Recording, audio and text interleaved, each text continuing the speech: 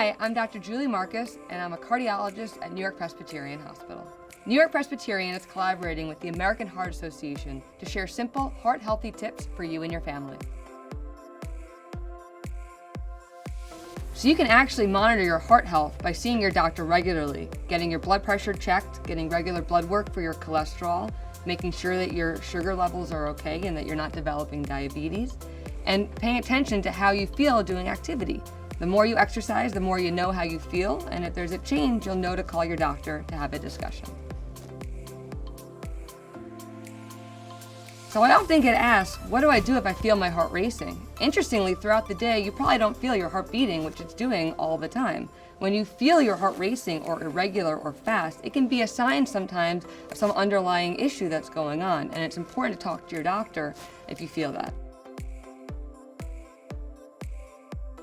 Many patients ask, when will I know if my heart is in distress? I always like to tell people, know your body, know what's normal for you and how much you can exert yourself on a normal day. If you start noticing that you get chest tightness, pressure in the chest, trouble breathing, palpitations, or irregular or fast heartbeats when you're doing your normal activities, these would be signs to call your doctor to come and get a checkup. Everyone's biggest question when they meet a cardiologist is, how will I know if I'm having a heart attack? One of the things to watch out for is chest tightness, chest pressure, chest pain in the center of your chest that lasts several minutes. Sometimes in people it can radiate. That's why people hear in the movies about pain going down their arm or to their jaw. It can be associated sometimes with trouble breathing, shortness of breath, sweatiness, and sometimes we have these signs even without the chest pain. So important to know that if you're having difficulty breathing, shortness of breath, sweats, doing your activities, that these are warning signs that your heart might be in distress.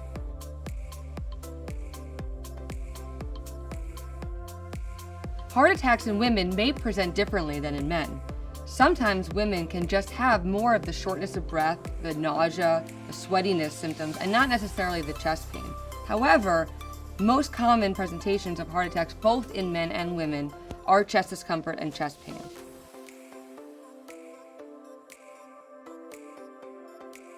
People often ask me, what is the difference between a cardiac arrest and a heart attack? I like to think of the heart as kind of a complex house with an electrical system and a plumbing system. What a cardiac arrest is when the electrical system stops and the heart stops beating completely. What a heart attack is there's a clog in one of the arteries that's feeding the heart muscle, and this leads to damage of the heart muscle. A heart attack can lead to a cardiac arrest, but these are two separate things that can happen.